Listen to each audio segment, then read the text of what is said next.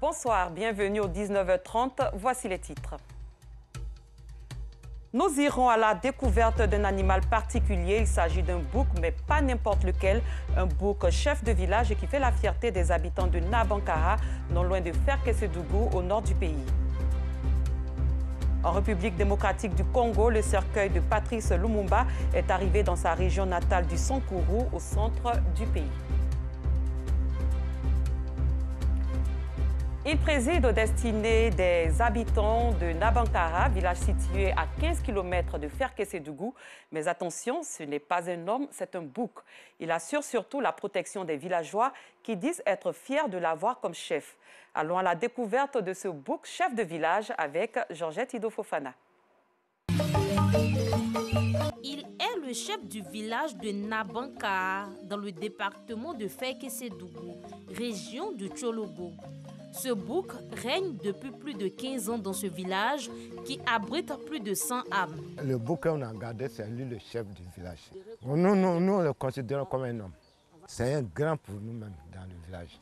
Si demain n'est pas là, il faut chercher un autre. Il y a ses enfants. On peut mettre un et puis lui va partir. Selon ces notables, cet animal veille sur les populations. Il est le garant de la tradition. Ce bouc-là, quand les jeunes viennent la nuit et ils montent sur ça, c'est ça qui est le chef du village. Si on n'a pas gardé ça, on n'est pas tranquille. Parce que si ce bouc est là, le monde va avoir tranquille. C'est pour ça qu'on l'a gardé. Mais si on n'a pas mis ce bouc-là, les jeunes vont nous fatiguer. Mais il promène lui seul dans le village. Mais il vient coucher, même il peut venir s'asseoir ici. Là. Il veut venir coucher ici. Mais tu ne peux pas parler avec lui, tu ne le frappes pas. Il est là toujours. Pour les fils de Nabankara, c'est une fierté d'avoir cet animal comme chef. Une forme de chefferie qu'ils souhaitent voir dans toutes les contrées du pays. C'est un honneur pour nous, un grand plaisir pour nous. Il est le chef de nos villages. Ouais, on lui doit du respect. En tout cas, si c'est le respect, on lui doit du respect. Les étrangers sont arrivés, ils étaient derrière ce bouc. Tout le monde est en train de le filmer. Ils sont allés se regrouper derrière ce bouc. Donc vraiment, nous, on était fiers de notre village. Quand nous le voit, on est content, on espère qu'il n'y a pas de soucis. Il veille sur nous. Quand les gens viennent chez nous, là, nous on le montre, ah, voici notre chef de village. Nous, on est fiers. C'est normal, c'est un bon symbole pour nous. Ces initiés, sortis fraîchement du bois sacré, disent être honorés de confier leur destinée à un tel chef qui mérite, selon eux, respect et soumission. Ça nous fait plaisir de le voir parce qu'il reflète un peu la réalité du village. Et puis bon, vu les temps passés, il y a nos grands-pères qui sont passés, nos arrière-grands-pères qui sont passés, il était présent. Et à notre temps encore, il est toujours présent. Donc, il nous fait commémorer à leur mémoire.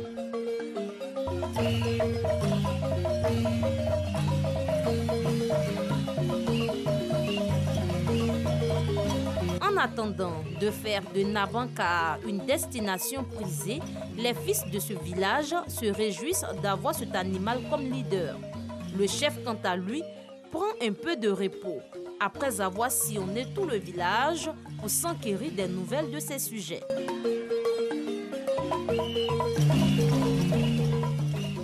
Bonne continuation au chef du village de Nabankara. Nous restons dans le nord du pays, cette fois dans la ville de Wangolodougou, bien connue pour la confection et la vente de draps, de couvertures et de rideaux. Autour de ce commerce, on trouve dans cette ville des petits métiers tels que la couture spécialisée dans les finitions de ces draps. Georgette Idofofana et Kader Bachil ont fait un tour sur l'un des sites abritant des personnes qui s'adonnent aux petits métiers autour de la vente des draps, suivant leur point. Abdoul est couturier au marché de draps de Wangolodougou, ville située au nord de la Côte d'Ivoire. Il a abandonné l'école pour se consacrer à cette activité qui lui permet de gagner sa vie. Les gens quittent Abidjan pour payer les draps à Wangolo ici. Bon, c'est nous qui coupons. Bon, on emballe pour mettre dans sachet plastique là. Bon, les gens s'en vont pour aller vendre. S'il y a marché, bon, je peux descendre avec souvent 3 000, souvent 4 000. Souvent, ça dépasse ça même. Comme Abdoul, ils sont nombreux ces jeunes qui s'adonnent à cette activité de couture de draps. Si le client vient, il perd le drap, on le suit pour prendre le drap là, pour venir ici. On enlève les oreilles pour donner à les tailleurs. Si on finit les coudes, ils ont emballé pour mettre dans ça, c'est propre. Ici, au marché de Ouangolo-Dougou, le travail se fait à la chaîne. Certains ont en charge la couture, d'autres l'emballage. Tout ceci avant la vente. Selon ces commerçants, la Covid-19 a beaucoup impacté le secteur du textile à Ouangolo. Aujourd'hui, la clientèle se fait rare. Avant, ça allait bien, mais maintenant, vraiment, ça ne va pas. Parce que le marché est lent, c'est très lent même. Il n'y a pas l'argent et puis, à fait de Covid là aussi, ça a gâté plein de choses ici. Le marché maintenant, c'est un peu bizarre. Avant, on avait un marché, maintenant, depuis les frontières étaient fermées, le marché était faible. Le marché est très faible. Si la pandémie à coronavirus a eu un impact sur ce secteur d'activité, le marché reçoit cependant de la clientèle. Martine fait le commerce de draps à Abidjan. C'est ici qu'elle s'approvisionne. Je suis venue pour une commande de draps. Parce qu'à Ouangolo, les draps sont moins chers. Il y a des jolis draps de qualité. Le prix est abordable, contrairement à Abidjan. Ousmane est le président des commerçants de draps de ce marché. Il importe plus de 5 caisses de draps par semaine pour desservir les marchés de Bouaké et d'Abidjan. Comme il y a beaucoup de vendeuses maintenant, même à Abidjan, c'est un peu trop Korogo qui venaient prendre draps ici. Mais maintenant, ce n'est plus ça. Promouvoir les draps, les rideaux et les pagnes tissées de la ville en vue de redynamiser le secteur, c'est l'objectif du premier magistrat de la commune. Quand tu pars de Ouangolo, on te dit qu'automatiquement c'est la ville où on vend les draps. Donc je pense qu'avec la crise, c'est vrai, les choses ont pris un peu de lenteur. Mais il faut dire que ça est en train d'évoluer. Dans quelques mois, on va faire un festival vraiment des arts et culture où on va valoriser un peu la culture et puis tout ce qu'il y a comme potentialité au niveau de Ouangolo-Dougou. Donc à travers cette manifestation-là, nous allons vraiment faire la promotion du drap de Ouangolo-Dougou. Pour le maire de Ouangolo-Dougou, seul le travail a franchi l'homme. Il encourage donc l'ensemble des jeunes de sa circonscription à être des modèles et des exemples à travers leur courage et leur abnégation. Le prix des draps, il faut le souligner, varie entre 3 200 et 3 700 francs CFA ici à Ouangolo. La saison des pluies a bel et bien démarré, une période pendant laquelle les pluies torrentielles causent souvent des dégâts et parfois des pertes en vie humaine.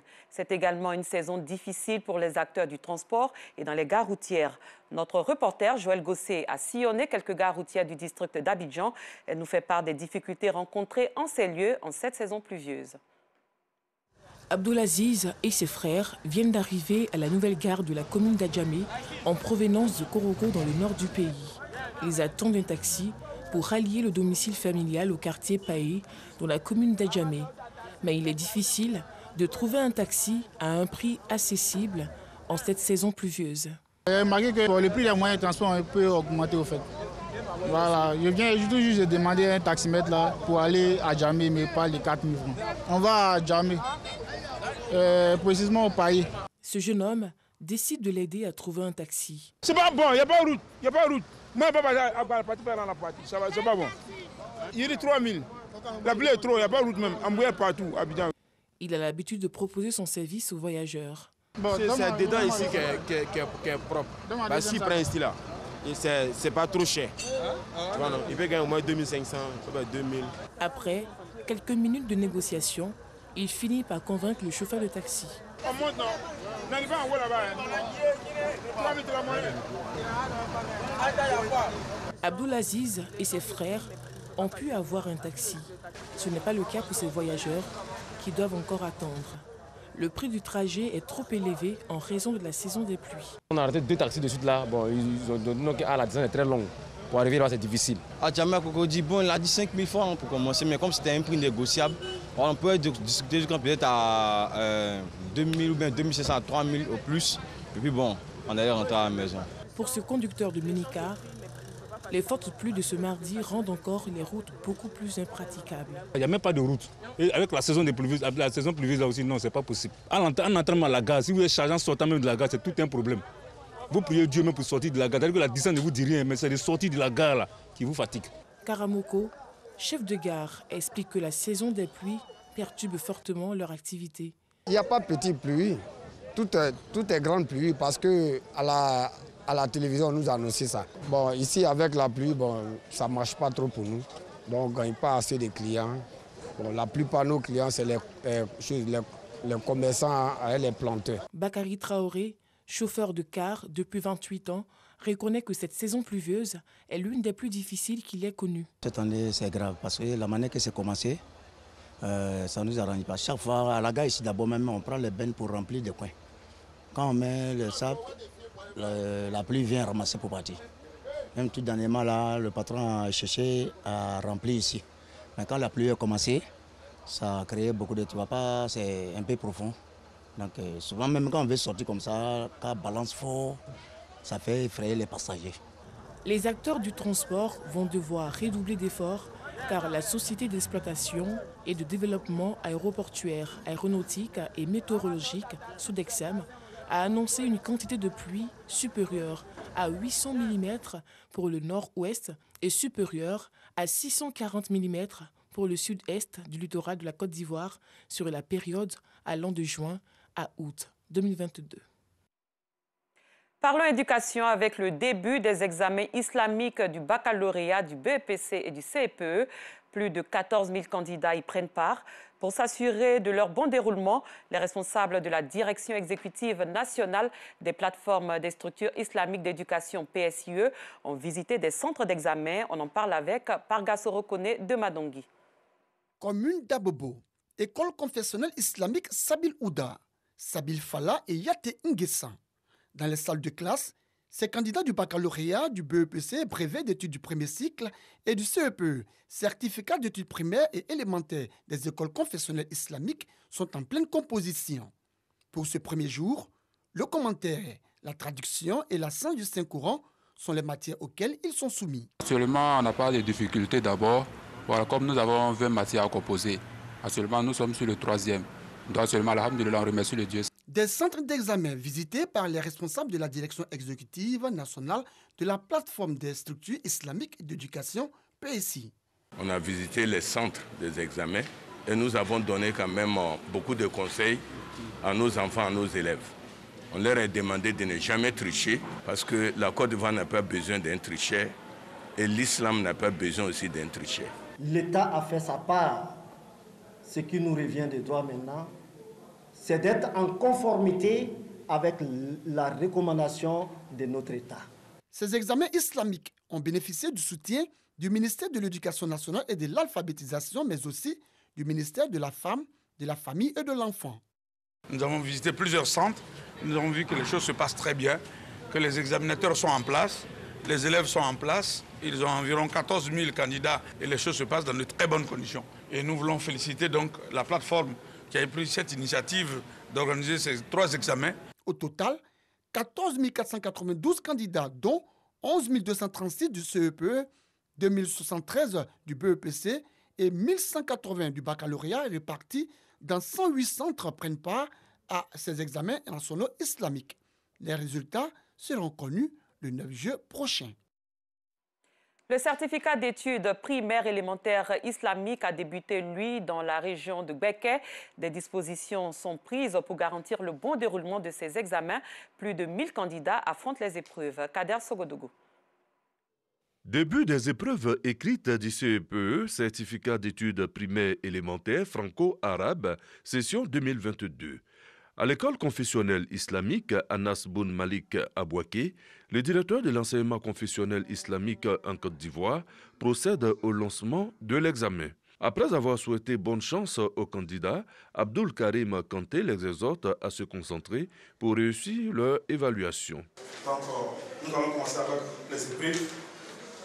Les premiers sujets, ayez confiance en vous-même, travaillez bien. Cet examen se déroule dans 5 centres à Bouaké. Il a débuté par l'épreuve de mémorisation du Coran, suivi de l'unicité d'Allah et la jurisprudence. Ce sont au total 1076 candidats qui composent à Bouaké avec sérénité grâce à la mise en place de dispositifs sécuritaires renforcés pour éviter tout incident. Tous les matières faciles parce qu'on a tout fait en classe avec les moyens. Actuellement, on est en train de faire la mémorisation du Coran. En Côte d'Ivoire, ils sont au total 11 236 candidats.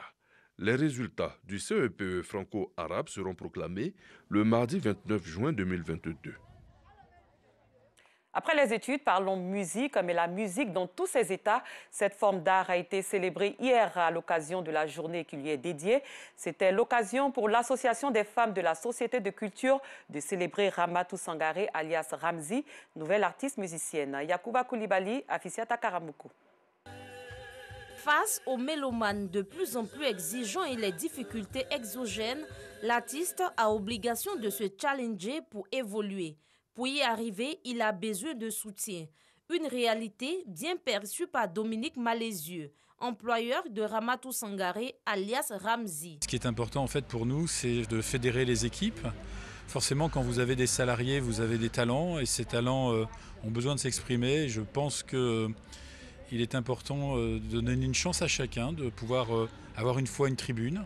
La musique est utile à la société en dehors de son caractère évasif. Nous sommes là pour célébrer vraiment cette musique, pour dire qu'un pays vit grâce à la musique, une entreprise vit grâce à la musique, parce que la musique permet de détendre et de pouvoir vivre en paix et dans la joie. Dans un environnement très concurrentiel à l'ère du digital, Ramzi est consciente que tout artiste qui ne s'y met pas court à sa chute. Ayant bénéficié du soutien pour sa nouvelle carrière musicale, Ramzi est reconnaissante. Je dis merci à la SCB Côte d'Ivoire, merci à mon directeur général qui me donne la chance aujourd'hui de participer à la fête de la musique et ensuite encore qui m'ont vraiment soutenu pour faire sortir mon album. Pour donner à la musique toutes ses lettres de noblesse, chaque artiste et acteur de l'industrie musicale doit penser à se réinventer pour exister. Ramatou Sangaré, alias Ramzi, auteur d'un album de 8 titres, l'a bien compris. Pour la circonstance, l'on a pu enregistrer la prestation musicale, la dédicace de l'œuvre musicale de Ramzi et à sa distinction par son producteur. C'était le récit de Georgette Ido Fofana. En sport taekwondo, plus de 200 clubs ont apporté leur soutien au président Jean-Marc Yassé. Un soutien apporté dans une déclaration commune faite lors d'un point presse. Cette action fait suite à la décision de l'Union africaine de taekwondo de demander l'organisation de nouvelles élections à la tête de la Fédération ivoirienne de taekwondo. Patrick Dadi. Après avoir fait l'historique de la brillante victoire de leur candidat, Jean-Marc Yassé avec 68,86% de voix. Lors des élections du 30 octobre 2021, plus de 200 maîtres de salle de taekwondo ont produit un communiqué pour, disent-ils, soutenir la légalité. Pour la paix, la cohésion et l'harmonie au sein de la famille, ils acceptent de retourner aux élections comme demandé par la World Taekwondo, mais seulement à ces différentes conditions. Ces élections se déroulent dans un délai de 15 à 30 jours maximum, vu que les campagnes ont déjà été faites par les candidats et les clubs votants sont connus. Nous ne souhaitons pas que la liste des candidats ni celle des clubs soient modifiées. Nous ne voulons pas que nos statuts et règlements intérieurs soient amendés pendant la période de reprise. Le porte-parole des signataires de cette pétition a également appelé à l'implication des autorités au plus haut niveau afin de donner une chance à notre pays de glaner encore plus de lauriers dans les compétitions à venir. Vu que les échéances sont proches, c'est-à-dire le championnat d'Afrique, le championnat du monde et les Jeux olympiques Paris 2024, nous tenons à attirer l'attention du président de la République, son Excellence Alassane Ouattara, sur la situation qui prévaut actuellement au taekwondo. Maître Bamba Cheikh Daniel et son ancien comité directeur sont donc appelés à nouveau à la barre afin d'organiser de nouvelles élections dans un délai de 3 mois maximum selon la World Taekwondo. Ailleurs, plus de 61 ans après son assassinat, le cercueil de Patrice Lumumba est arrivé ce mercredi dans la province du Sankuru, sa région natale au centre de la République démocratique du Congo. Dans ce cercueil se trouve une dent, unique relique du héros de l'indépendance de l'ex-Congo belge. Après avoir quitté Bruxelles mardi soir à bord d'un avion de Congo Airways, le cercueil et la délégation qui l'accompagne avaient fait escale à Kinshasa. C'est la fin de cette édition. Merci de l'avoir suivi. Excellente fin de soirée sur RTI2.